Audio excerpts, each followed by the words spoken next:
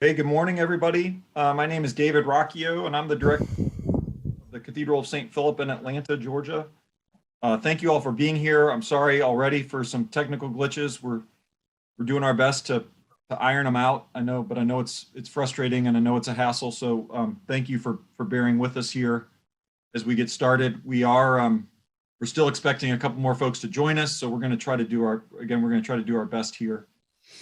And just as you're kind of joining late, we did not have a chance to kind of get on early and try to go through our kind of presentation and slideshow. So just again, please give us a little bit of forgiveness as we try to work through this and do our best job here.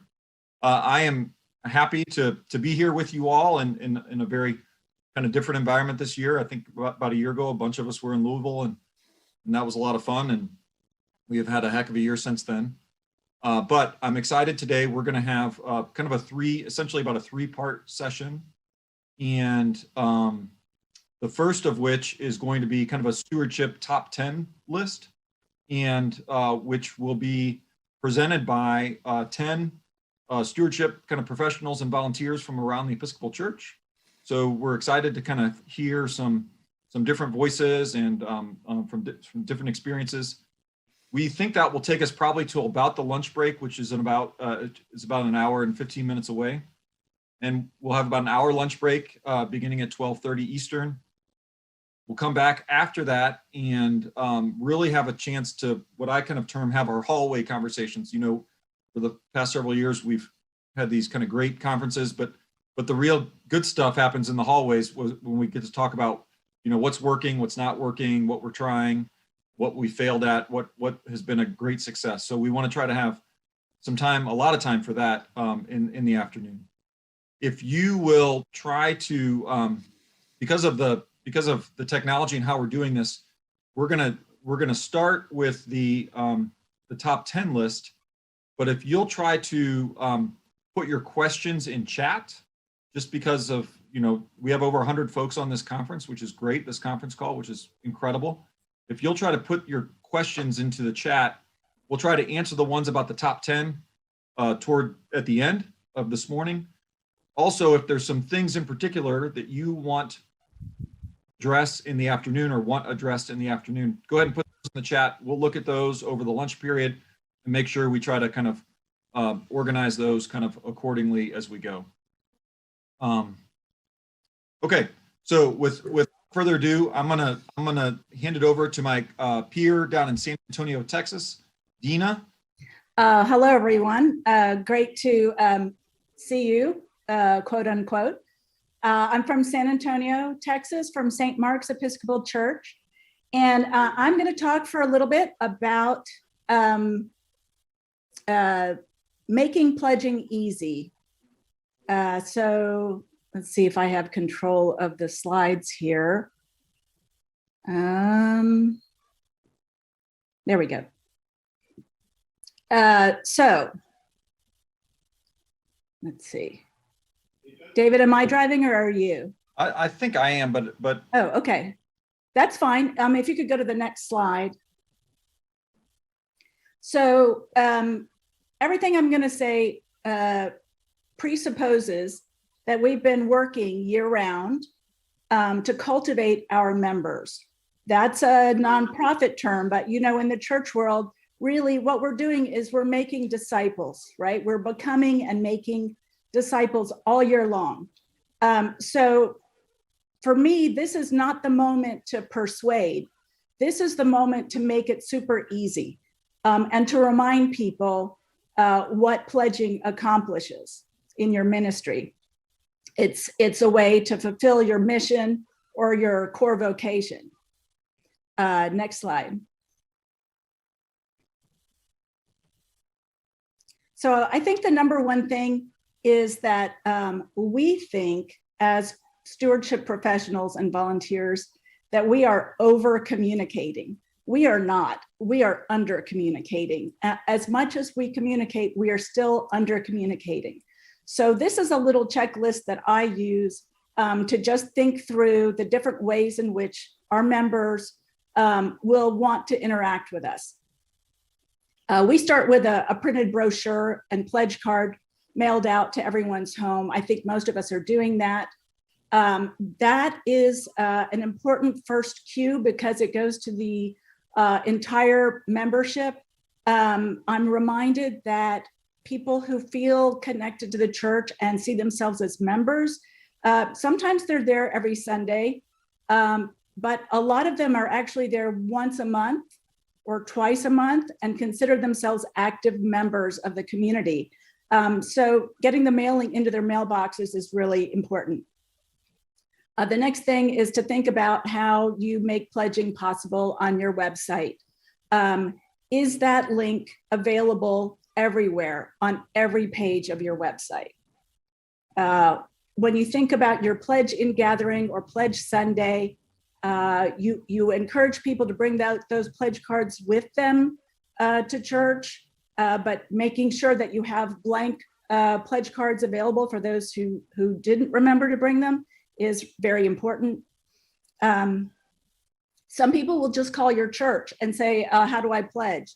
And so you want to make sure that your front office people are well acquainted with your system and with what you would like them to say to people who call and ask about pledging or giving. Also, an e-news or an e-blast that goes out weekly should always include information about pledging and giving. And then for us, after we did our pledge in gathering, we actually sent out then a second round of print mailings to those who hadn't yet pledged. And then we send out quarterly statements of giving accompanied by a letter, and that's another opportunity to talk about pledging and giving. And we send out an alternate version of that letter to people who have given last year, but not yet this year. Next slide, please.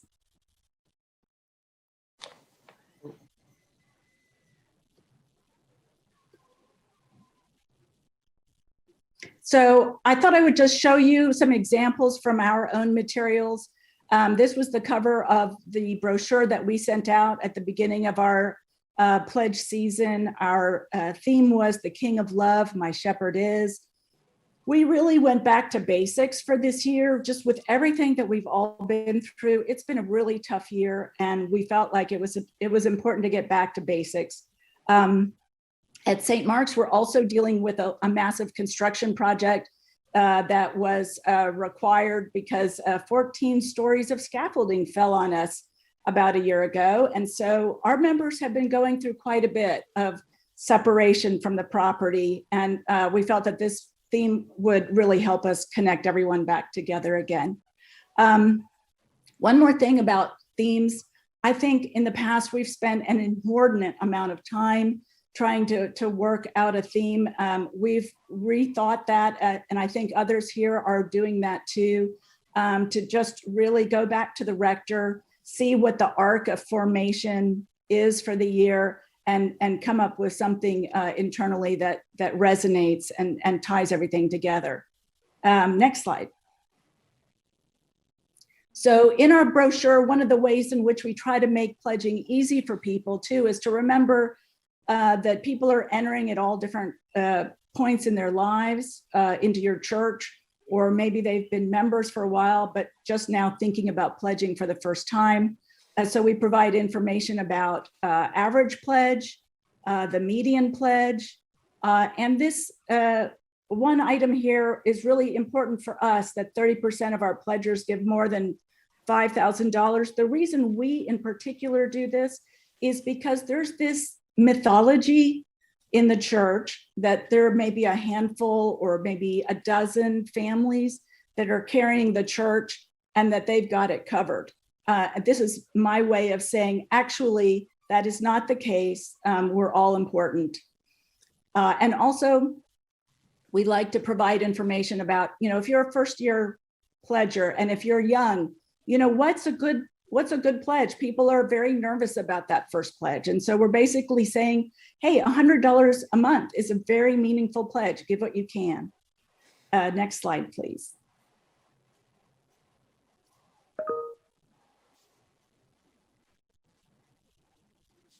And here, there's just another way that we said it in our brochure with some verbiage. And also a note to renewing pledgers that 60% of our households increased their pledge. So again, it's a reminder to please look at those 3, 5, and 7% increases that we publish on the pledge card for them to make it super easy for them to know what they're saying yes to. Next slide. So I know it's probably hard to read this, but the idea of it is that this is an e-blast that went out the week before our in-gathering. So normally our in-gathering is in the church during the church service. Due to COVID, we were not in the church, but we were comfortable doing a drive-through. We have a large parking lot. And so what we did is we did a drive-through stewardship in-gathering. I mean, why not? And we're here in San Antonio, so surely we should include mariachis because it is a celebration. And so we sent out this e-blast to say, hey, come join us, bring your pledge card. We'll have treats from the kitchen. We'll hear some great music.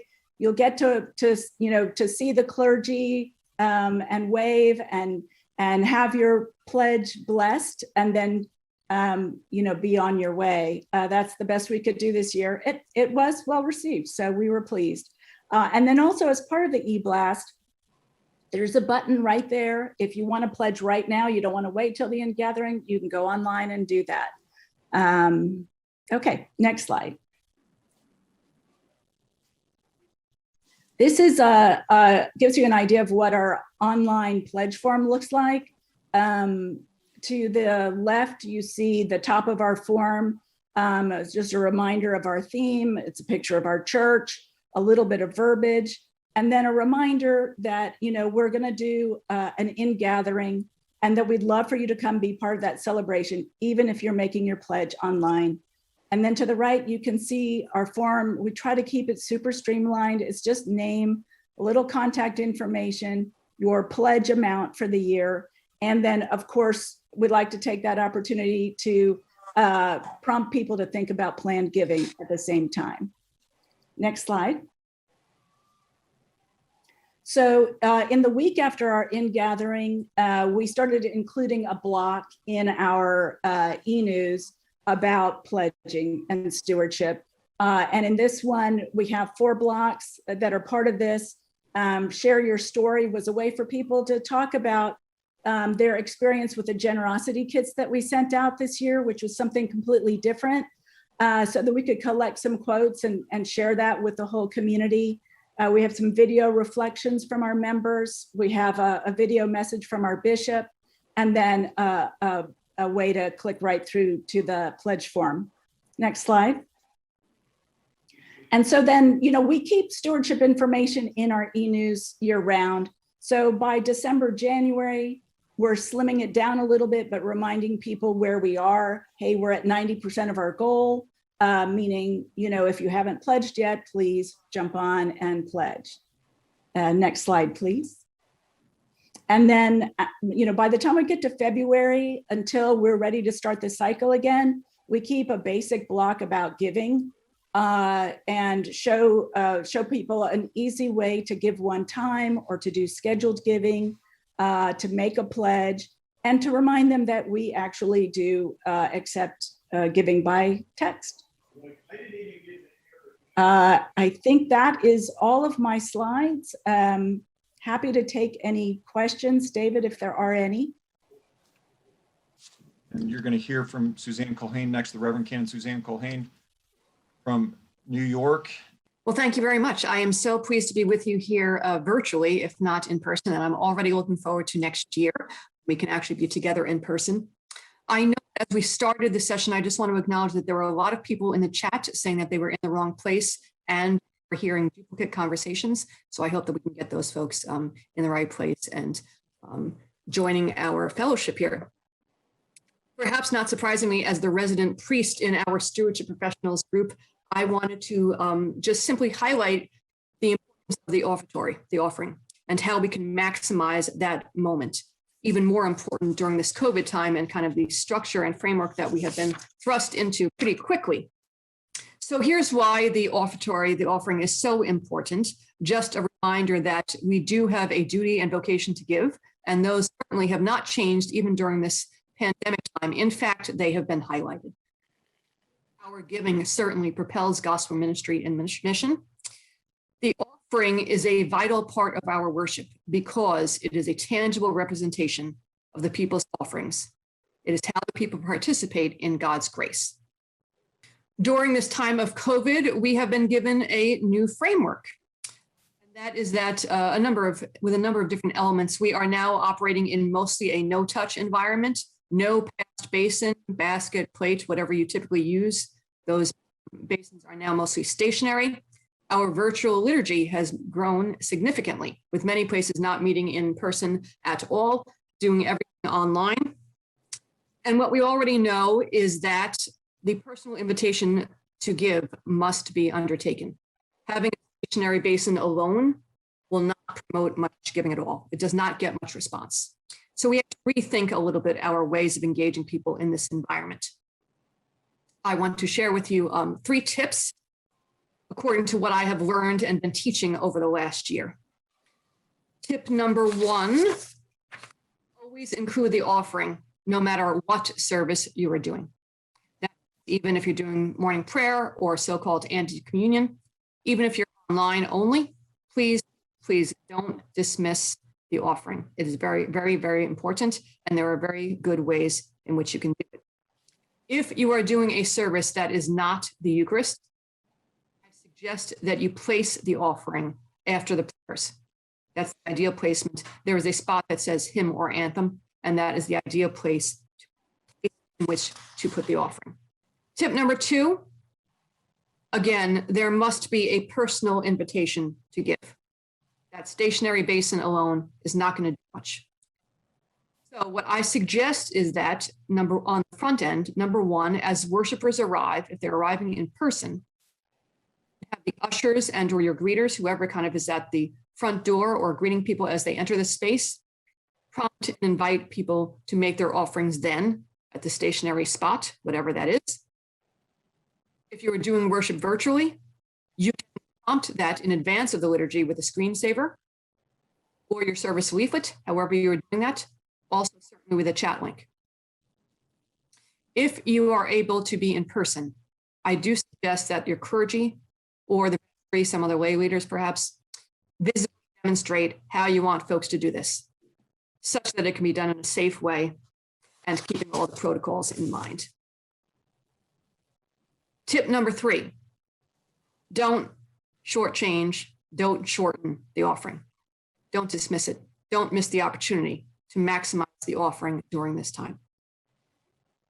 It may be tempting, especially if you do not have the usual music, singing, however you usually do the offering, the offertory, to shorten the process, but I advise you not to do that.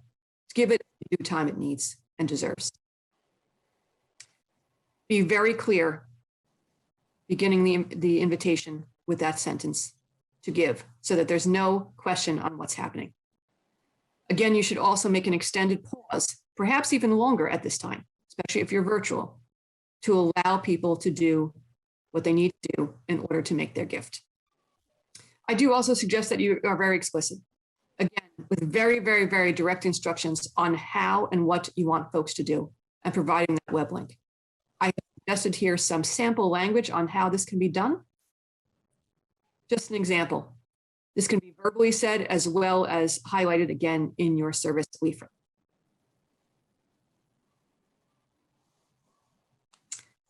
Finally, I invite you to contact me at any time. I do have a handout that explains a lot more of this in a little bit of detail with theological detail, and I would invite you to contact me at any time. Always happy to help think through how this might work in your context, and again, to maximize the offertory moment, not miss the opportunity. Thank you. So much, Suzanne. Thank you so much. Okay, next we're going to hear from Kate Kyle, Tallahassee, Florida. Kate, please talk about telling the story. Thank you, David, and thank you, Suzanne and Dina, and thank you for everybody who's here today. appreciate your patience with a bumpy start. I think it's, sort of indicative of what's been going on the last year or so. So I'm here to talk about the importance of telling the story. So David, if you could, there we go. So I think we've all learned in this last year that communications is more important than ever. There is so much to inform people about, and it's really difficult to cut through the clutter because there is a lot of communication that we're receiving just through the news, from all of our organizations, our schools, our neighborhoods, our churches. There's just a lot of noise, and it's really, really important that we continue to tell the story. So I want to encourage you today to remember that there is no I in team, and that you cannot do this alone. As a stewardship professional in a church, this teamwork is more important than ever. And thinking about your team, mentally, it's going to include your clergy. Every person who is preaching and teaching and standing up in front of people, they're on your team. Don't forget your stewardship committee, all of your lay leaders, lean on them and have them help you tell the story. It has never been more important to have a good relationship with your communications department, directors, staff members, lay leaders, whoever is in the business of websites and newsletters and social media. You need to have a really good working relationship with them, and also appreciate and support the difficulty that they have had the last year. Give them a pat on the back all the time. Fellow staff members, this is how you're going to know what's going on all around the church. Your children's ministry, youth leaders, adult education, Bible studies. You need to know what the little stories are that are happening so you can help tell it through a lens of stewardship. Your parishioners are part of your team. What's going on in neighborhoods and things that you used to see people all the time, and now you're not. So you really need to have key relationships with parishioners so you can help tell the story. And then your community partners, of course, the places where your church is directing funds. We need to help tell the story of where the needs are and tell the story of how the church is meeting that need. And finally, of course, you are sort of the coach and the team leader on this team. So take and embrace that role. So if you could advance, please, David. So in our story, I've been thinking a lot about this presentation and what I would say to you. And what I've really reflected on this past year is the importance of connections that I have witnessed, the connections that we have with one another when we aren't in physical space together. And that's part of our telling the story, is highlighting the importance of connections. I think that's by and large why most people participate in church today, to be connected to God, connected to themselves, connected to each other. So when we're talking about telling our story and creating these connections, these are kind of 4 areas to think about in these connections, like the emotional connection between you as a stewardship professional and your parishioners. There have been a lot of people who are hurting, who are isolated, who are disconnected. So now more than ever, it is so important to reach out with phone calls. I have written so many handwritten cards this year. I really carved out a lot of time in my week to send letters to people because I think it's important to maintain that connection. And I'm getting a lot of letters back, really sweet letters for the people who insist on still sending their checks. They write me little notes, Post-its, and I know that I have established and maintained that important connection. Even in virtual meetings, you can still maintain those emotional connections by pausing and making sure you really know what's going on with people. We want to create intellectual connections where we're transparent with information about the financial health and status of the church. Be upfront, be transparent with decisions that are made about moving forward with reopening or moving back as cases rise in your town. The behavioral connections, we want to be encouraging people to make new habits in giving. Everything has been topsy-turvy. In the first 3 months of COVID, I spent a lot of time trying to convince people to make new habits in giving. And I saw a flip between our checks and cash and electronic giving, 40-60, 60-40. So that was a behavioral change. And then lastly, just our social connections. We want to, in the stewardship office, as part of that team I mentioned before, we want to help maintain peer-to-peer connections. So here at St. John's, we've done a lot of new things. We made parish buddies where we linked up two people to just check in with each other. We have prayer partners during Lent. We've started a small group ministry. We've had neighborhood Eucharists. So these are some of the ways that we can help establish and create connections between us in the church. And then as the stewardship professionals, we want to know about what those things are that are happening so we can help tell the story. So my last slide, please, David.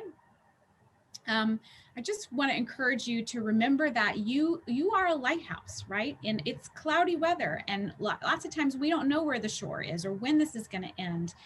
So think of yourself in telling this story, and think of your church as a lighthouse for the people, as a light to shine. And don't forget that in communications, you have to communicate across so many platforms because that's where people live. You know, lots of people are email only, or maybe you have to still do some print mail for your folks who are not really plugged into technology. Social media is now more important than ever.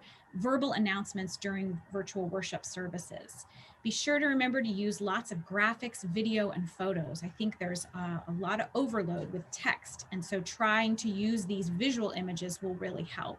Be sure to be direct in your asks and give people actions of what you want them to do, and then show that impact, tell that story, show them where that money is affecting positive, good change in your community.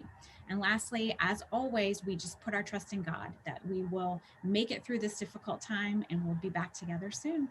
So thanks for your time and thanks for listening. That's all I got. Thank you so much, Kate. That's great. I love the visual of the lighthouse. I appreciate that, and talking about telling the story. And I appreciate hearing about neighborhood Eucharist. That sounds like a wonderful idea. All right, next up is a colleague from Austin, Texas, April Kerwin, and she's going to talk about how to give thanks. Hi, everyone. Thank you so much, David. Thank you, Kate, Dina, and Suzanne. And thank you, everyone who is hanging in there with the technical glitches. We really appreciate you staying with us today. So I want to talk about giving thanks today. David, if you don't mind advancing the slide. Thank you. So we've talked already, we've heard from some great presenters on how we thank our donors. And you're probably doing a lot of the same things, making phone calls. We do a thank-a-thon in advance of our annual pledge drive. And then we thank people after they make a pledge for the year. We send emails, I bet you do too. We do handwritten note cards, at least one, sometimes more than one. And we do a formal letter from the rector.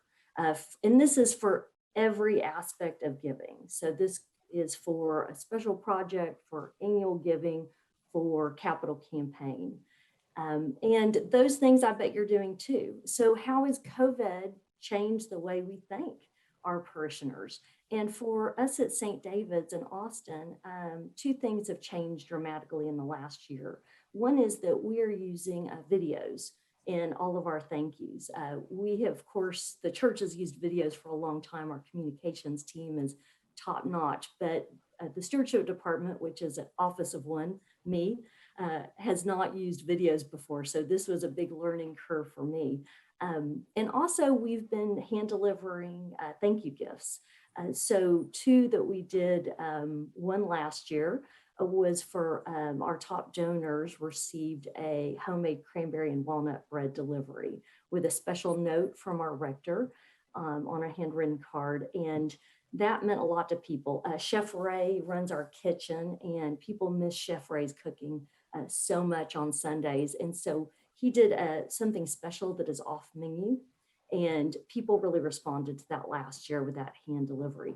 So we learned so much from that this year we're doing for our capital campaign donors this weekend, we're dropping off a gift bag. And that gift bag is going to have some espresso brownie bites, which Chef Ray is famous for, and people love them. You don't need coffee, you just need one of those bites, and that gives you your caffeine for the whole day. And also we have a special unique keepsake bandana that is displayed on the screen. There's a Bible verse around it. It shows our church facade, and you can see the design.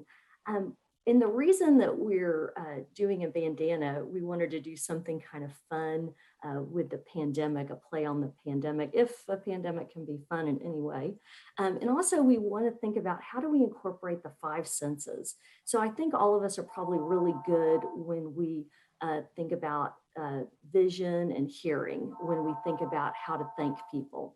But we're maybe not so great at smelling, tasting, and touching. And so that's something that is our goal this year, is to make sure that every parishioner who gives gets a thanks with all 5 senses.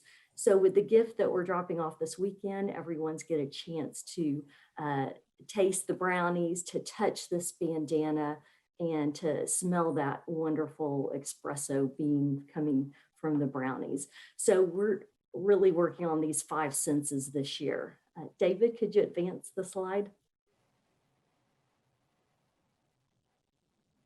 And so how I did mention videos earlier, and I want to capture this in more detail because this is my favorite thing we've done this year. Videos can be 0 cost or a very minimal cost. We have a culture of email at our church where virtually 99.5% of all of our parishioners are using email on a regular basis. And so what we found in stewardship is that sending a video thank you attached to an email works the very best. Now, of course, you can do this with text also, but if you do it by email, it's kind of easier to keep it. And of course, this can be personalized. It can be just one video for one person or a couple, or it can be for all donors to a specific fund. There's all kinds of ways you can use a video to thank parishioners, and these are the ways that we've done it. And I'm going to show you an example in the next slide for a receipt for an annual pledge commitment. And we did a capital campaign update video, which was really fun. We release a update on our capital campaign progress every quarter with a really nice, pretty detailed PDF.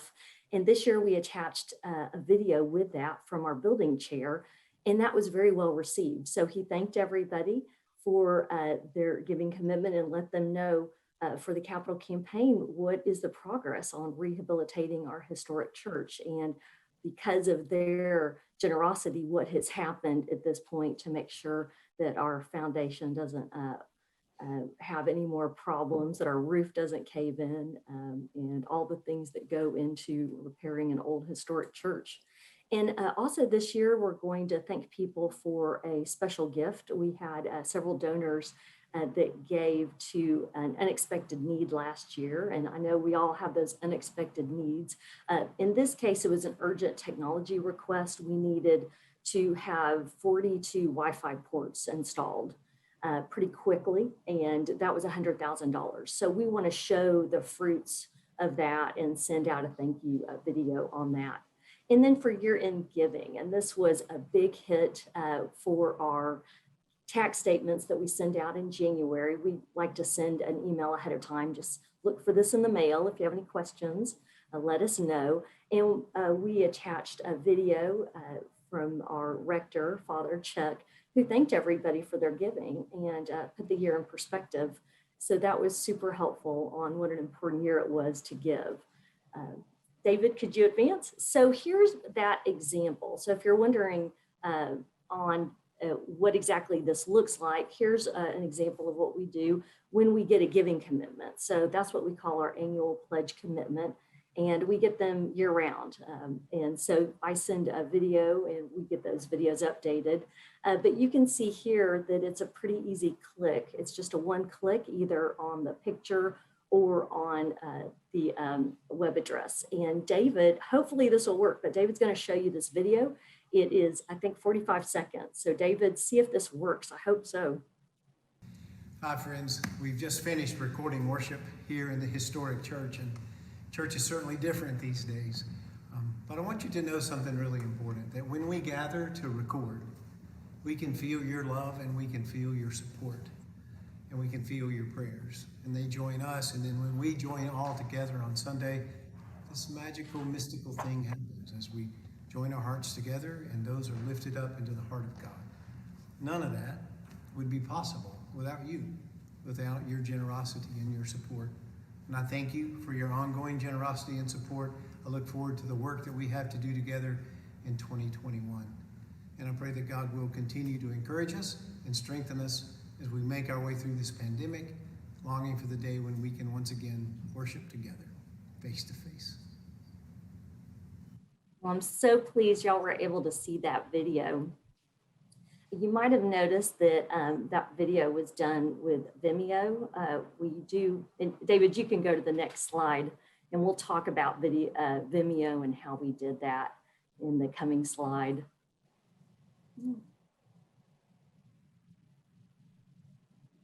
There we go. So logistics on emailing a thank you video. So you saw Father Chuck, our rector, giving thanks for a parishioners who made an annual giving commitment. But I would ask first, who should this message go to? Who would be important for them to hear from? Is it your rector? Is it your senior warden? Is it your campaign chair, parish administrator? Is it the receptionist at the front desk? I mean, who needs to make this video message? And what equipment? I shot that on my phone, and I have an iPhone 6. I think we all have smartphones with amazing video capabilities these days. And I am the least tech person I know, or the least skilled in technology that I know. My mother runs circles and laps around me with technology. So if I can do it, I promise anyone can. And you might have noticed in that video, Father Chuck was sitting in front of the pipe organs. He was sitting in our choir stalls. And so when I shot that video, I had in mind a group, specifically our choir, and they are so generous, and I wanted to specifically reach out to them. So when the choir members saw that video, that was extraordinarily personal for them, because that's where they sit and that's where they miss sitting. And so think about what the location should be. Should it be in front of the coffee station or the coat rack? What is important in your church, or what would people miss? A baptismal font, the altar, what is important? And you might ask, back to that Vimeo, it's hard to put, unless somebody knows better than I do, if you just put a video in an email, you want to be able to control the privacy settings. And also you want to make it super seamless for parishioners to just click, open the email, they read the content, they click on the picture, and the video goes. And so we use a service called Vimeo. And for a long time, I was using just a free version before I figured out that our communications team already had an account. And so they've got a $7 a month option, which offers 5 gigabytes a week, and that's 250 gigabytes a year, which is plenty. Now you can go up in options all the way to $75, but we're a large church, and if we just need $7 a month, I bet almost everybody else does too. David, last slide, please, or second to the last slide. So here's, this is the last slide. There's some tips to make a thank you video. First, keep the message simple. You're just doing one thing, and that is to thank your donor, your parishioner, for exactly what they're giving. So Chuck thanked everybody for their 2021 giving commitment or their annual pledge. And we have other videos thanking people for a capital campaign and for a special request. So make sure you're thanking for one thing. Definitely write a script and practice before filming. Father Chuck is used to me giving him a script, and he knows that's just a suggestion, but he thinks about it ahead of time. Now, of course, he's a giant pro, and he can do a video without any problems, but for a lot of us, if I'm shooting a video thanking somebody, I actually look at myself in the mirror and practice, because otherwise my hands go all over the place, I've noticed. I'm holding my hands right now so they don't go everywhere. But in real life, when I talk, my hands go all over the place. So make sure and keep it very simple and practice ahead of time. And of course, we're all gonna stay positive and upbeat, right? Even though every day you read the news and something new seems to be happening, this is a thank you. This isn't a request for more money. This isn't a the sky is falling down. This is thank you. Because of your generosity, this is what we've been able to do and are continuing to do to further our mission and to become closer to God. And of course, we're going to be brief. So that video was, I think, a little over 45 seconds, maybe 50 seconds or so. We haven't had a video over 3 minutes. I would keep it real short, depending on the content, of course. And change the space, use a familiar background. Perhaps it is some entrance doors, perhaps the red doors outside, or what make people feel real close to your church. So do what feels good for parishioners. We did have a video that we shot in front of the baptismal font, and people did comment, you know, that's where my granddaughter was baptized. That's where, you know, when I was last at church in person, there was a baptism, and it meant quite a bit to them. And the last thing is ensure timeliness. You don't want to thank somebody for something that happened last summer. You want to thank somebody for what is happening in the here and now. So that's all I have for Give Thanks, and I can't wait to hear the next speakers. Thank you so much, David. Thank you, April. That was great. That was great. I love what y'all are doing down in Austin. Okay, next we're going to hear from Adam McDonald in New York City. And Adam's going to talk about practice, joy, and fun. Yes, thanks, David. And as you mentioned, we didn't have that pre-meeting, and so I did make some game day edits on my thing. So would it be okay if I was to share my screen? And I'll just try to do that. And Yes. in the meantime, I did want to echo my colleagues in saying thank you for bearing with us. I do serve on the planning committee. And for those of you that were experiencing the two conversations at once, we actually thought that that was a 2-for-1 kind of deal for you this year. So I hope that you know, we'll get some feedback on that and we'll go forward. But all things being serious, I do want to thank you for bearing with us. This is a brand new thing, right? We have more registrants than we've ever had before, which is exciting and it's challenging, and we're working it out. And I thank you very much for your continued patience. I want to give a shout out to David, who has coordinated this entire thing. In the midst of all of our year-end giving in our own churches, you know, 10 people to corral and kind of promote them into doing what he is asking. So thank you, David. So practice, joy, and fun, which is a little bit nebulous. What does that mean? And to a certain extent, this is a 30,000-foot view. I think that if you, the way that I would do it, the way that you would do it could be very different, and yet it could ultimately lead to the same thing. So to start us off, there's a Venn diagram, the sort of, one of my favorite things to do is, as somebody said to me yesterday, Venn diagrams explain the world. And I look at this as the concentric circles of stewardship. So we have these big bucket categories of celebration, spirit, and service, and then when they meet, we have, you know, enthusiasm between celebration and service, ministry between spirit and service, and joy. And I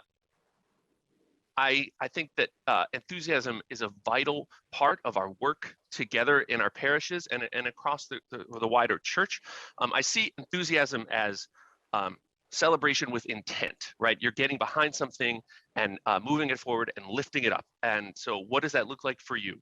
I think that we are consensus builders amongst our parish and our communities. And then the final thing I'll say is about enthusiasm is when I come back in my next life, I want my name to be Og. How great is that? Og Mandino. We talk about, if you're not familiar with the Lake Institute, I know that they're presenting here at SEEP as well, and I encourage you to check them out. Their approach and philosophy, fundraising as a ministry, fundraising as something that we do that is transformational, right? There's the model of transactional, which, hey, it does cost money. We have salaries and lights to turn on and heating bills to pay. But what do you become when you are participating in fundraising and donations? It's often pastoral, the work that we do. right? Sometimes someone said to me, it's like the development director is like the fifth Beatle of the clergy, and you get to hear intimate pastoral things from folks, and we do it together. So that transformational ministry of fundraising. Finally, I couldn't let it go by without a couple quotes from Annie Lamott. And what this is a wink and a smile approach, right? Like what we're doing together at its base level is we're making something together, right? And so I like to think of it with that wink and a smile. That doesn't mean that it's not serious. You can do joy in a reverent way, and invite people to share in that together, so that we're looking forward to those moments. So those of you who are familiar with the David Mamet play, Glengarry Glen Ross, is a great scene where there's a ABC, always be closing. That's not this. This is not that. So I think of it as always be creating moments where you can have that joy together. Spotting folks who get joy from certain things and give it, celebrating that together with enthusiasm and in that pastoral sense, guarding folks' intentions, guarding those gifts that they're giving. And to a certain extent, there's a certain amount of joy in simplicity. At the end of the day, and I'll flash to the next screen. And before I say anything about this, what I would say is get yourselves some mentors. I mean, I am so lucky. I work with these people almost every day in one way or another. And I think Bruce Smith is on the call today.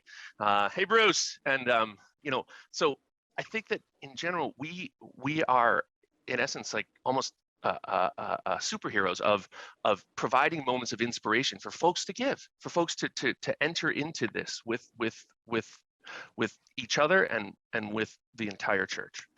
All right, so I come from a theater and an acting background, and improvisation, that adaptive leadership component, right? And the fun it is to say, okay, yes, and, right? So we accept and we add to it. The fundamental thing in an improv scene is if you come in and you say, hello, doctor, and then he says, no, I'm not a doctor, I'm a lawyer, that kills the scene, that kills the momentum. But if you say, hello, doctor, yes, hello, and I'm so glad you're here for your vaccine.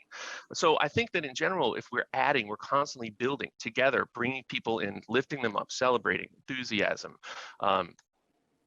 And then finally, Nathan Kirkpatrick, who is a great thought partner with SEEP and was a consultant at St. Thomas, where I'm at in New York City. I had this in my notes from our conversations earlier last year.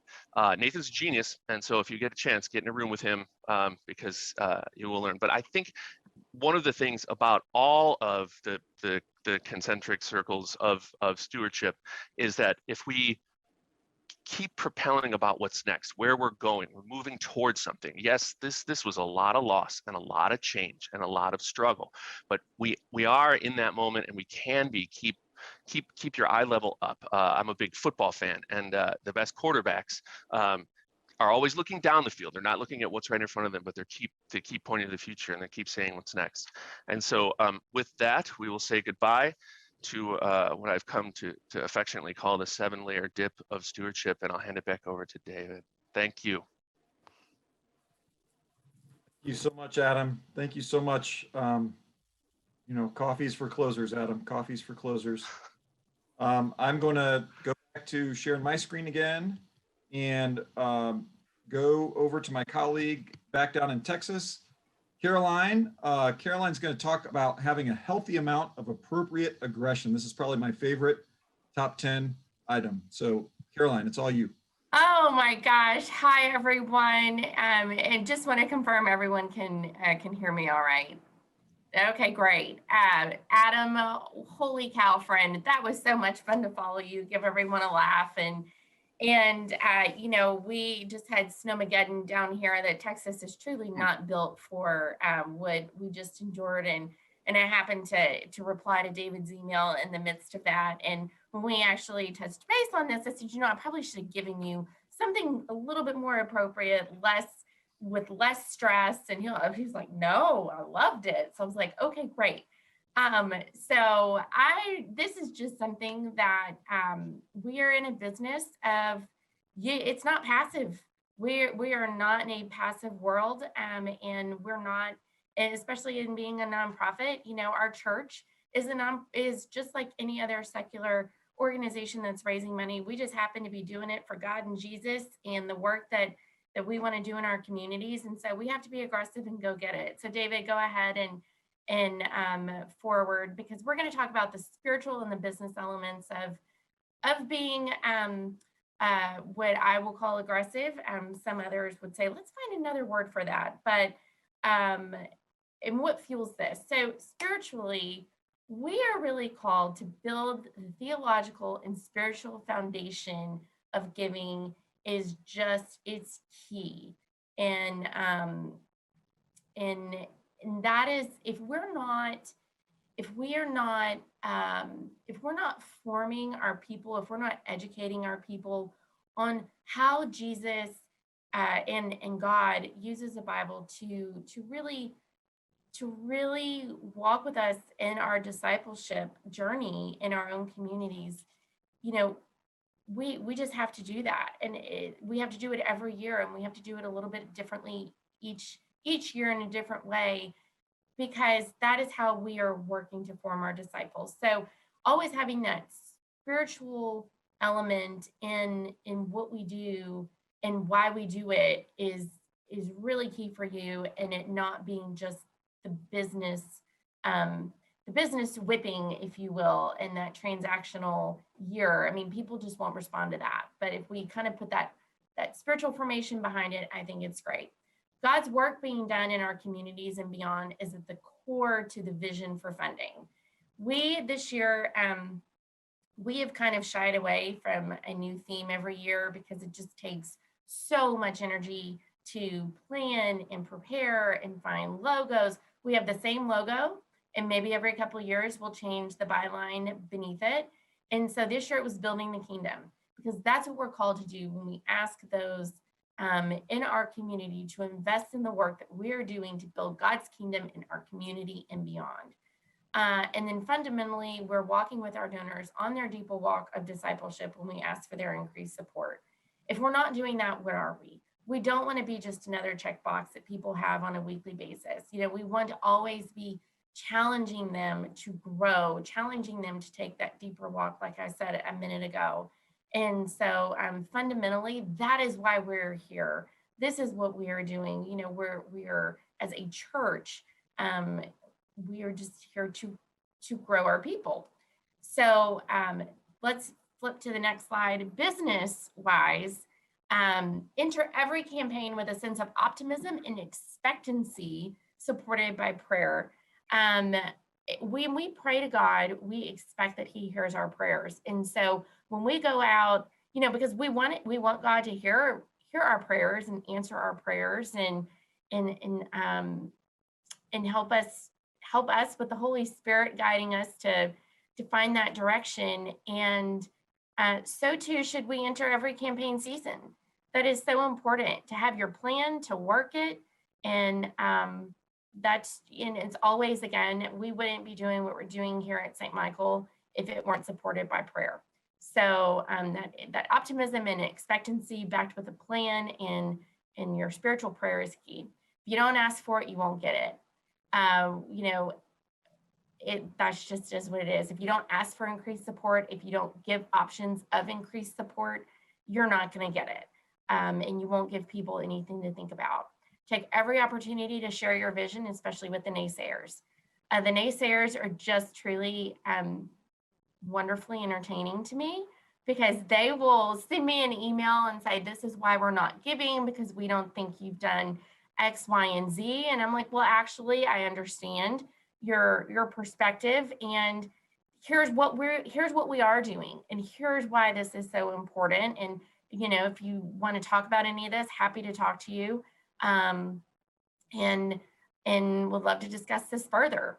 And then lastly, keep your committee motivated, informed, and part of this strategic process.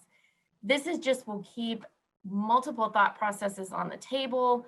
We'll keep everyone headed in the right direction, and just being as part of the process as much as possible just keeps everyone always chomping for more, wanting for more, and going to get it.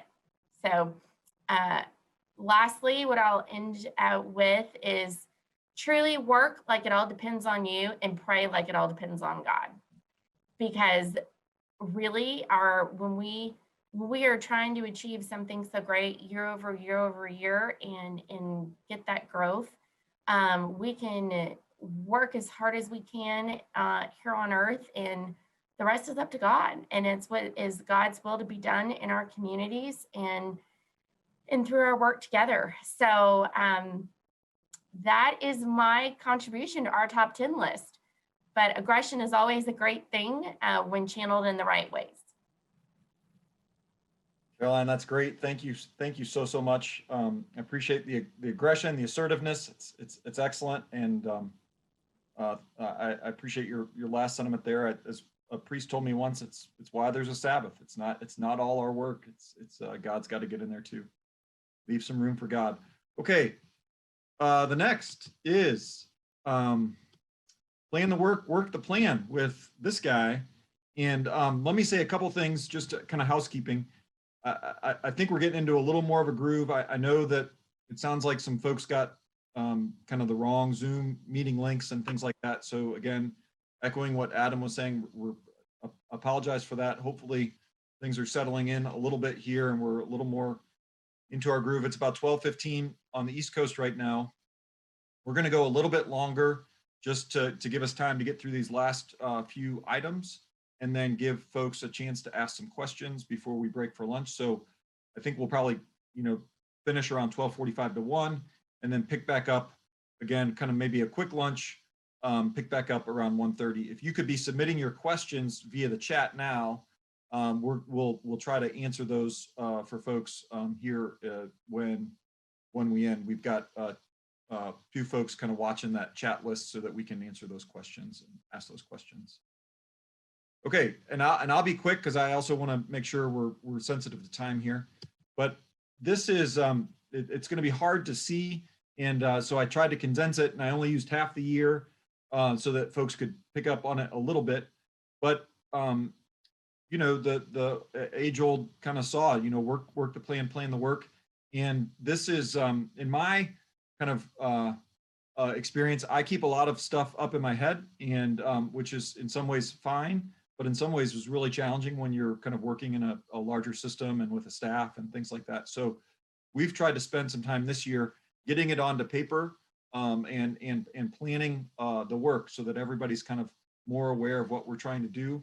And hopefully some of these categories will make sense to you. I always think of fundraising or stewardship as a three-legged stool. You've got your operating, which is primarily at churches, your pledge drive. You have plan giving and endowment, and you have capital, which I think has all been touched on by our presenters so far today. And in some cases, you have the special funds or projects. So a good example of that at the cathedral is we have a scholars program that we've started in the past couple of years where we are offering scholarships to college-age kids that are connected to the cathedral. And so we're raising a little bit of money on the side to help those kids go to college or go to graduate school. But in any of those categories, we want to set up some goals. So some of those are monetary goals. Obviously, you want to raise the money you need to live out your mission. But some of those might be activity type goals as well, having a certain number of visits or having a certain number of Zoom calls or cocktail parties or whatever it is for that specific endeavor.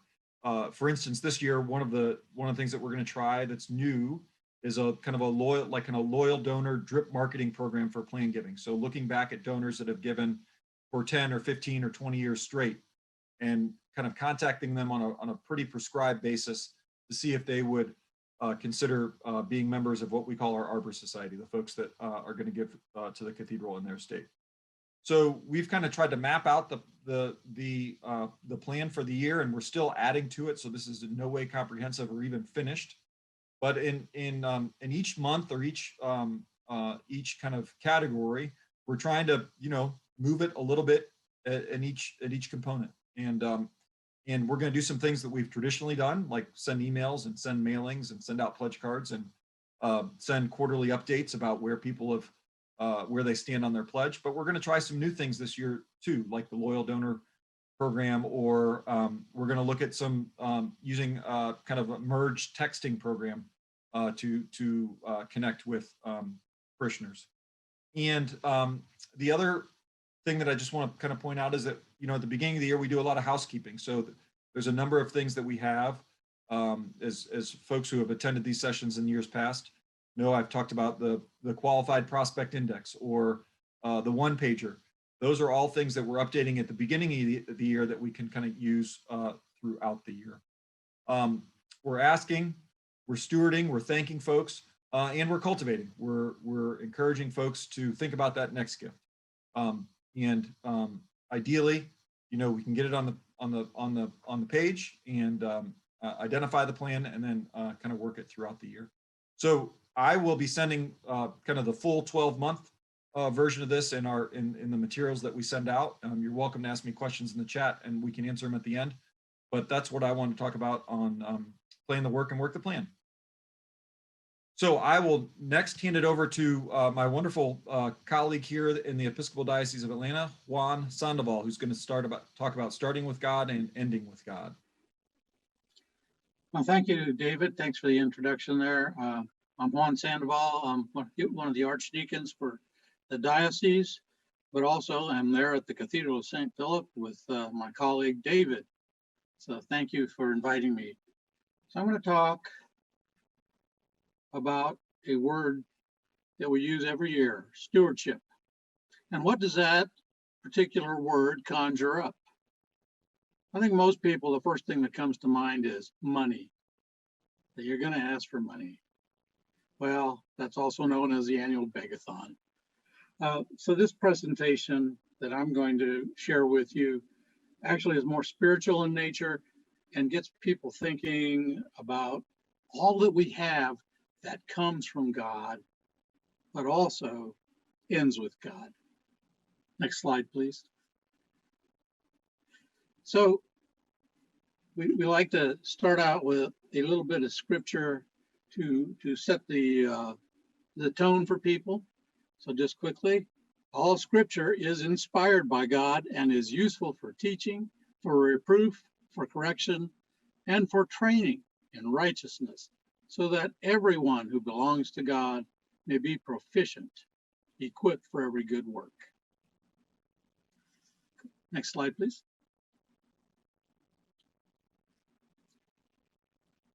So go back one, please. So you can see that this circle of stewardship has five G words, and we use scripture and invite the attendees to volunteer to read the different pieces of scripture. And then we go back and say, okay, so what is the G word that you need to fill in here? So go ahead and do the next one, please.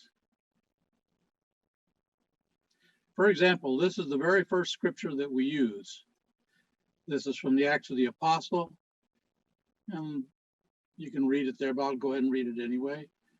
The God who made the world and everything in it, he who is Lord of heaven and earth, does not live in shrines made by human hands, nor is he served by human hands, as though he needed anything, since he himself gives to all mortals life and breath and all things. So we like to start out with this. And so what do you think the G word might be? God. We have several. So these are the different readings we use for the different G's that we heard, or that we will hear about. So we have 5 sets of them, and it takes about 50 minutes to get through this whole presentation. There's a little more to it than that. There's a little more interaction because you're talking to your audience that's there, the people that attend. And typically we have somewhere between 25 and 30 people at most of our workshops. Go ahead, next one, please. So these are the 5 different G words. So it's like we missed one there. God created and owns it all. So that's your God is your first G word. Everything we have is a gift. God has given us everything we have. God owns it all. So because we have these gifts, we should have a grateful heart. And then we should be generous with these gifts that God has given us. And how can we be generous? By taking care of our friends and neighbors, as the Great Commandment tells us. And finally, that G could either be give back to God or gift back to God, although it's already God, so I don't know it'd be a gift. But this gives you the 5 different building blocks of Christian stewardship. Next slide, please. So here you see the completed circle, and each one we've added the piece that says that what each one means. So God created it all and owns it all, etc.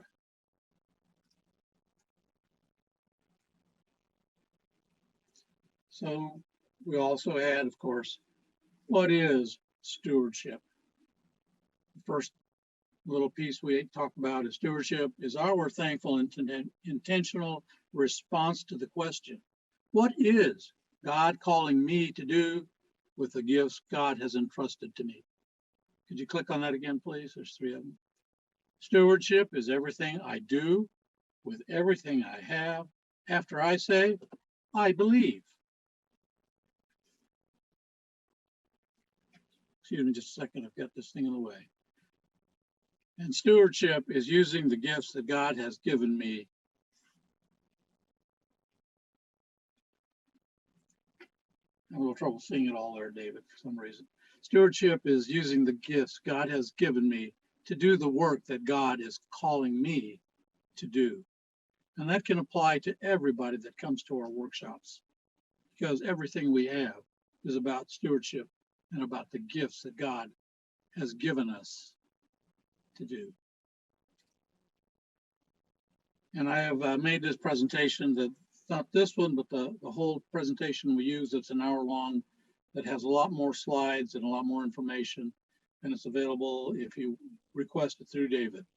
So thank you so much. I hope this might be helpful in starting your stewardship with a spiritual component. Thank you so much, Juan. You definitely get the award for best transitions between slides. I gotta up my game. Okay, thank you again, Juan. And we're gonna transition now to Lauren Sigmund in Greenville, South Carolina, just up the road, and who's gonna talk about working with your rector. Thank you, Lauren. Thank you. Yes, I'm Lauren Sigmund and happy to be with you guys. I don't know if there's any rectors still stuck in here, but we're going to be talking about you for the next couple minutes. But one of my best practices that I would suggest is that you have a really good working relationship with your rector when it comes to stewardship and development work. So David, you can go to the next slide. I just have one slide and I have a couple of, I have 4 different tips that I want to cover with you guys. So your rector is really the CEO of your congregation. And that's the way our membership or your parishioners view him or her. And so resource development work or stewardship work is not just our work. Our rector needs to be a part of it. Our clergy needs to be a part of it. Really all the ministry areas and staff need to be a part of it, but your rector is key. So we as stewardship professionals, we can influence our parish to give generously, but it's really the rector that's going to effectively mobilize and inspire that broad base of support. Parishioners want to follow the lead of the rector, and he's absolutely the best person to share the vision and ask for support for it. So I'm lucky in that here at our parish, Christ Church, my rector is wonderful. We meet every other week to discuss everything stewardship and development related. I have two different committees that I work with. One is our resource development committee that meets year round, and I have an annual giving cabinet that meets for about 4 or 5 months out of the year. And our rector serves on those committees. He's a part of those cabinets and committees. And I think it's really important for those volunteers to see and know that he's really invested into the work that we're doing. So that's key. Number two, I would say you want to definitely work with your rector and clergy to be sure that your parish is teaching and preaching about stewardship year round. And I'm sure most of y'all are probably already doing this, but I think it's important to really try to be intentional about it and kind of like what David talked about, plan for it. We kind of have a calendar that I work with, and I try to be sure that our rector and our different ministry areas are, teaching and preaching on stewardship on a regular basis. So, obviously, like Juan said, stewardship is so important, and we want our parishioners to understand what stewardship is and why it's important. And I think oftentimes that message needs to come from the top. It needs to come from the pulpit and from your rector. So one example of what we do here at Christ Church is every Wednesday evening, we have a virtual clergy clatch, and it's really about 30 or 45 minutes where our clergy members get together and talk about different topics. And so during the fall or early fall, one of the sessions was on stewardship. And so for each week, they would talk about a different area of stewardship. So we had time, talent, treasure, environment, health, and relationships. And we had a really good response to that clergy clatch session that we offered. Next, number 3, I would say share giving amounts with your rector. I think sometimes this can kind of be a controversial thing. I really hope that that all of you stewardship professionals are doing this already. But really the generosity of our members is one of the truest measures of spiritual health. And it should affect the level of pastoral care that they are receiving. So the rector knowing gift amounts really helps him or her be able to meet the needs of the members. So I share giving amounts with our rector, specifically during our fall campaign. So I will share increases, significant increases, significant decreases. And, for folks who are increasing on a regular basis or increasing by a large amount, those are the folks we want to continue to cultivate those relationships. We want to maybe plug those people into leadership roles within the church. So I think knowing that information is really key. But on the flip side, when you see, regular decreases or significant decreases, usually that's a pastoral concern. And so our rector will call folks who increase to say thank you. We'll call folks who decrease to ask what's going on. And oftentimes there's a reason, or there's something pastoral there that we didn't know about had we not called to ask. And oftentimes it's the rector that needs to make those kind of calls with folks. And then lastly, I'd say work with your rector to build relationships, especially with your major donors. So I don't know about y'all, but our rector here is super busy. His calendar is always full. And I have found that oftentimes he relies on me, or relies on staff to help him determine like who he needs to be cultivating a relationship with. So we'll have like strategic meetings or conversations about, okay, who do we want to get in front of? And so I think it's really important to make sure that your rector is carving out a percentage of their time on relationship building and cultivation. So what we do at Christ Church is I'll sit down with my rector typically in February or March, and we will talk about who we want to meet with and why. And we will have what we call cultivation visits, where we will invite parishioners and donors here to church for coffee or for lunch.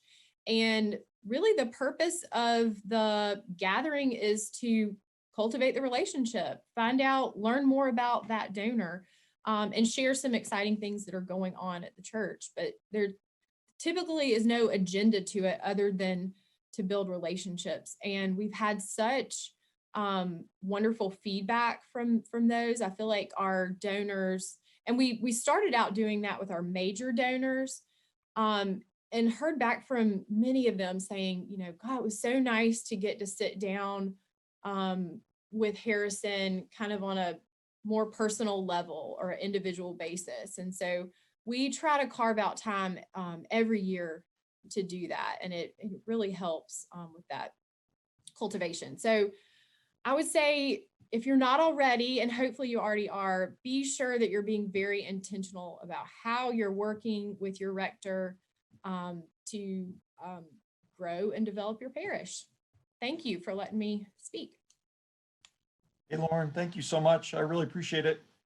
We're going to keep going up I-85 to Winston-Salem and hear from Margaret Turner about engaging volunteers. You have the floor, Margaret. Thank you. Good morning or good afternoon, I guess. Thank y'all for letting me join you. It took me a minute to hop in.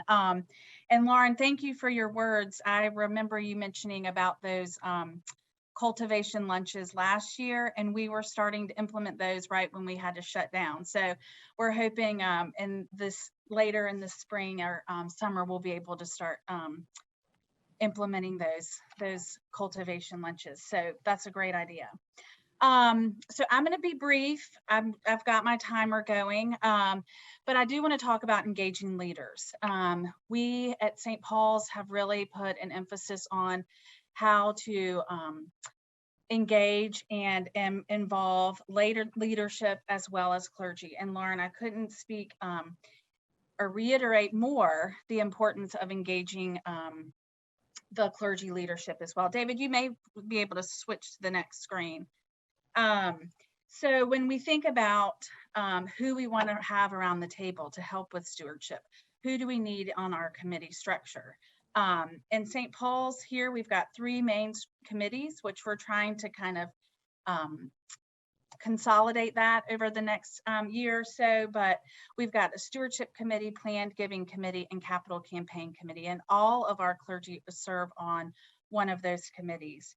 As well as vestry, we have a vestry liaison, which I think is really helpful to have that connection to the vestry, especially when you're talking about campaign initiatives, capital campaign initiatives, because you already have their buy-in on what you're trying to do.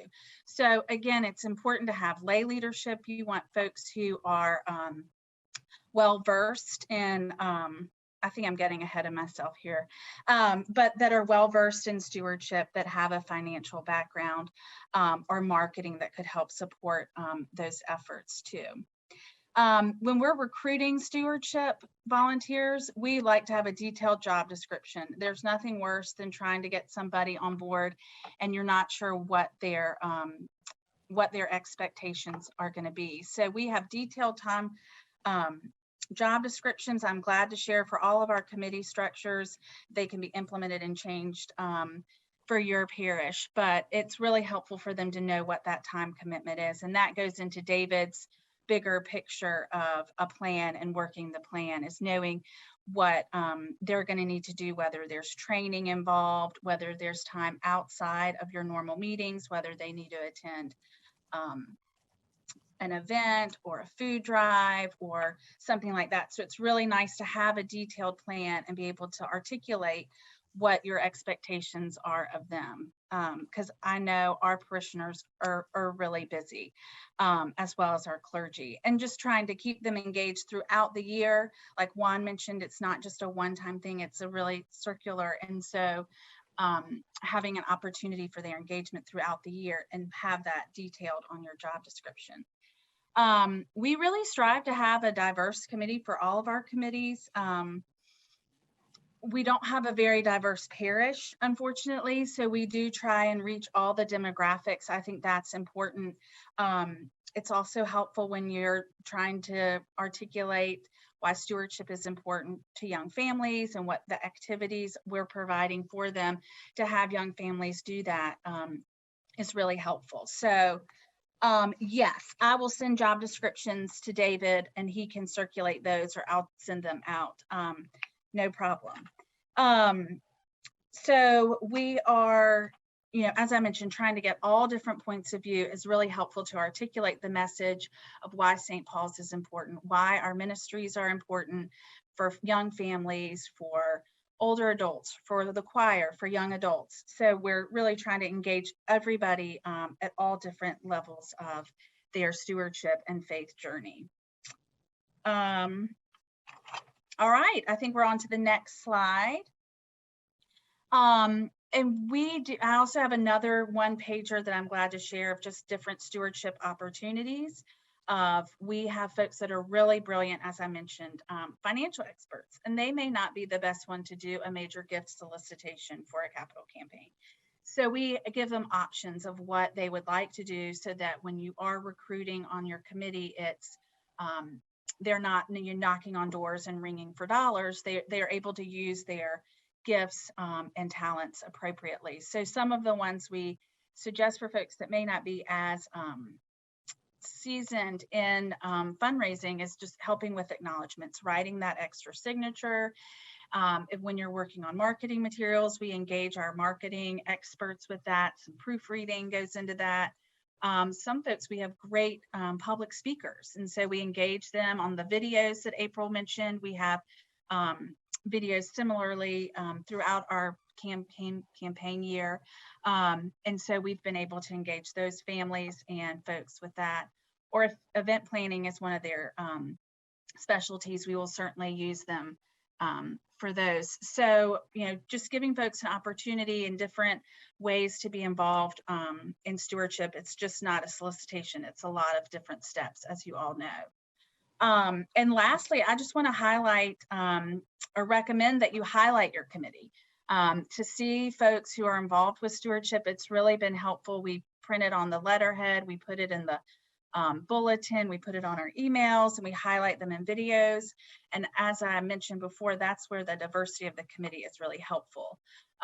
So other folks watching the videos or reading the letter can say, oh, I'm in Bible study with them, or I'm in choir with them. Our parish is really large. We have a lot of parishioners involved in a lot of different things. And so we really want to make sure we highlight our members so that folks can relate to that. So we do that through videos and materials.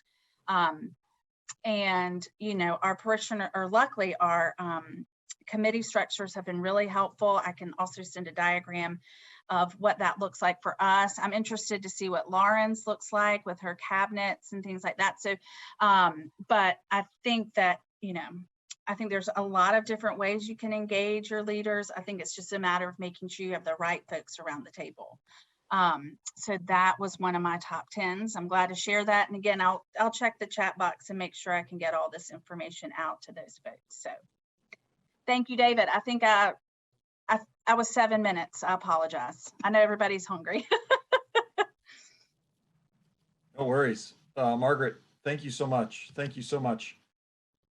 So it is about 12:45, and I think we can try to answer a few questions that might have been presented over the chat over the past hour or so, hour plus. And but I want to say a couple things first. One is, again, thank you to all my colleagues. I really appreciate it. Again, I mean, doing this on top of, you know, what we do day to day and taking care of family and COVID and, you know, freezing cold temperatures in Texas. It was, I really appreciate y'all stepping up. Thank you so much. We will, I believe we will be able to post the recording of this session on the, I don't know how you say it, the Hova or the Hova app. And we'll certainly also try to get our slides up there as well, and other handouts that folks referenced. So we'll be working on that. If for some reason we can't get it into the app or onto the app, I'll work with Joe to get everybody's email addresses, and we can email out the handouts and the links to the slideshow and things like that. I've been nervous about checking chat and like losing my share screen. So I'm going to ask TJ and Donna to maybe unmute themselves and present questions for folks if that's possible. Can you hear me? I'm trying to figure out how to get on video. Yes, we can hear you. Okay. And hearing may be okay for right now. Okay. Oh, here I am. Hi. Mostly it was a lot of questions initially about getting people to the right room. So I think we've worked most of that out. Thank you to everybody and to the tech team behind the scenes that were working on that. And then questions about, I think most people saw their questions. I think one of the questions was, you know, how do you determine the people who get the gifts? I'm not sure who talked about that. And then to get the slides and the video to people, especially people who missed the beginning of the session, because I think there was some really good information in there that they want. So if anybody has anything right now, it would be a good now would be a good time, if we haven't answered your question, to put something in the chat box. Well, April, if you're out there, do you want to talk about how you figure out who gets gifts and what that line is, if you will? Sure. For the gift that we're giving for our capital campaign donors this weekend, the espresso brownie bites and the one-of-a-kind bandana, that is going to 100% of our capital campaign donors through the generosity of the donor who is underwriting the cost of this gift. Otherwise, we just don't have this in our budget. And for the gift I referenced that we did for our top donors for last year, the cranberry and walnut bread, that was for our top 10% givers.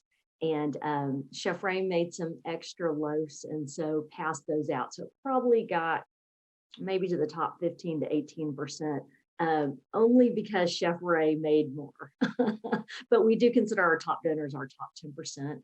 And then we look at our top 20% and we go down in 10% increments anytime we're looking at a gift. And this is not our culture in our church. This is a change of culture for us. So parishioners will be ecstatic, I think, this weekend to get these gifts. But this is not something that we do. We're not known for giving out swag or having glossy brochures. We're kind of puritanical in that. So this does represent a cultural shift for us. Thank you, April. Yeah. Thank you. I'll just add too, I mean, the cathedral does some stuff for major donors. We know it's a fine line. I mean, we know we're at a church where we're talking about folks kind of giving to their means. But we also know that the local museums, the local schools, the local art institutions, they're all identifying and recognizing major donors and treating them in a special way. So if we're not doing something, what we've kind of realized, if we're not doing something for folks that are giving, in our case, $10,000 or above, which we have about 100 families that give $10,000 or more to the cathedral each year, that if we're not doing something special with them, that we really risk kind of losing our legitimacy with some of those folks. So, and we've seen results from it. Some folks do get upset and they get their feelings hurt about it, and we have to kind of smooth some of that stuff out. It's a definite risk. It's a definite concern, but we think the benefit is pretty substantial. David, there's a specific question for you about how you ask someone for a legacy gift, email or letter or phone call. can you demonstrate what a conversation would sound like? Oh, sure. So legacy gifts, I mean, I think, you know, in my thinking, and I will be happy to defer to colleagues, but I mean, those are gifts that are happening in person. I mean, or they're solicitations that are happening in person. These are, you know, typically if you're getting your ideal legacy gift, it's 20 times the size of their annual gift, because ideally you want them to endow what they're giving annually. So that's a big number. It may be the biggest gift they've ever given, that they've ever been able to give, because, you know, they've you know, essentially maybe passed away and they don't, you know, it's not needed anymore. So I would definitely not be doing that over the phone or via email. I might ask to meet with them that way, but essentially I want to meet with them. And I think that is the best way. And there might be some kind of nurturing around that. You might, like I said, we've used kind of cocktail parties or one-on-one solicitations for those, but ultimately you do want to be with that person, I think, for that ask. We have in the past several years, we've had some real success with some pretty large, substantial kind of estate gifts. Those have all happened in person, and some of those have been kind of structured. Like they're like, this is what I want you to do with the money. We have a parishioner who died a few years ago who wanted to endow the grounds. It was a wonderful gift. We talked about it for a couple of years. She gave the gift in life, and it paid out over 5 years. At the end of the 5 years, she doubled the gift and said, I've given you X, I'm going to give you 2X because you've kind of done well by me, and I'm grateful. But she has a very structured kind of gift agreement with us. For instance, one of the things is that you can't spend it on asphalt. You know, you can spend it on everything else. Do not spend it on asphalt.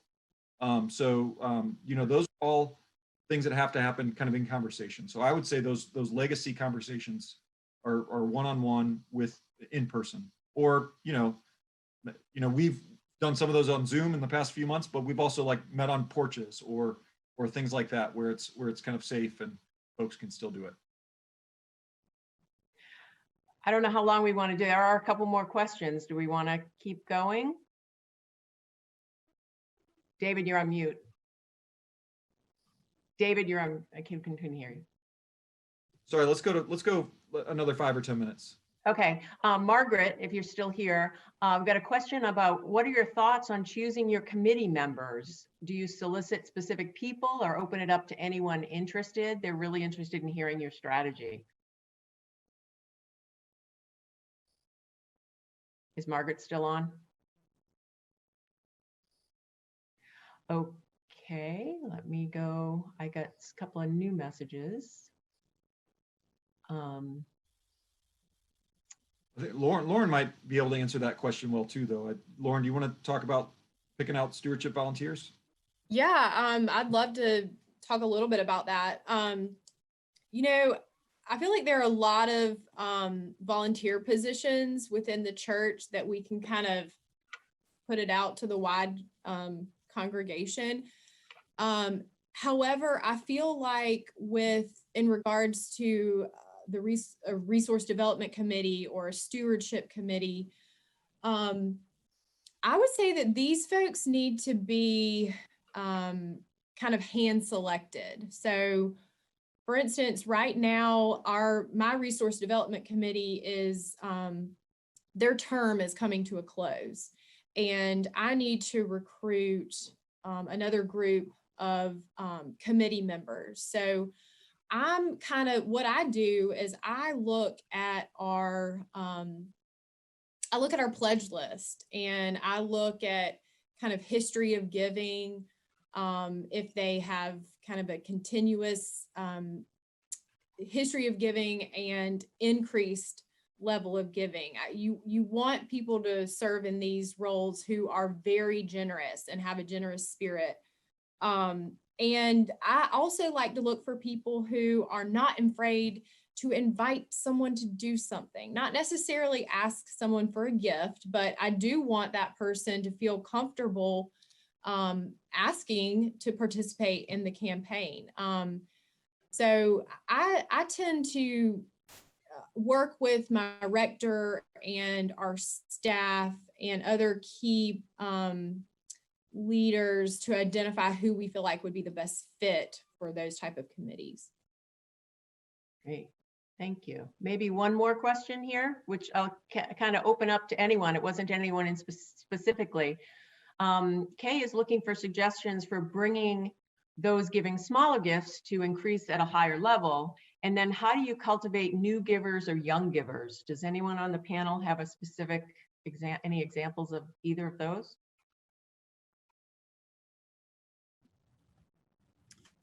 Hey, Don, this is Kate Kyle. I'm happy to share with the group that we have a new member class every couple of months, and I have sort of inserted myself into that program. And I teach about a 15 or 20-minute lesson about stewardship, about the importance of giving time, talent, and treasure. So I think sometimes we make the mistake of waiting, let them be here for a little while before we ask them. I think that's a mistake, that we want to invite them to start giving immediately and start talking to them about pledging and stewardship immediately. So that's one of the things that I do. And we always talk about the journey to generosity, right? That there's no real end point. You keep going and you just start where you are and just keep increasing what you can do. Great, thanks.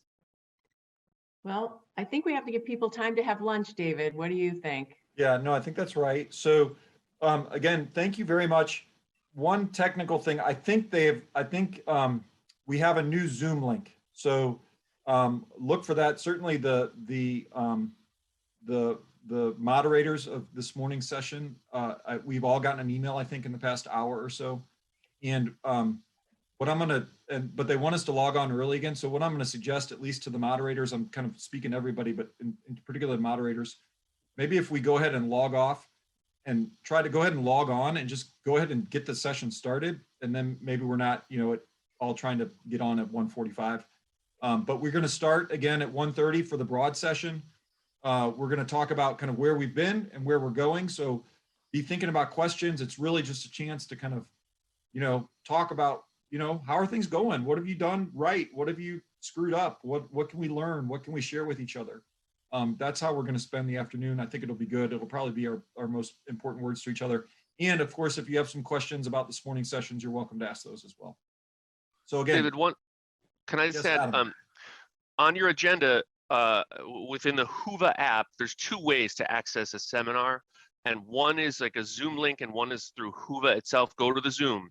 And I think some folks were working through clarifying that, but just an FYI. Okay. Thank you, Adam. Yeah, use the email Zoom link that you were provided most recently, please. Okay, thank you. I hope to see you all this afternoon. I appreciate it very much.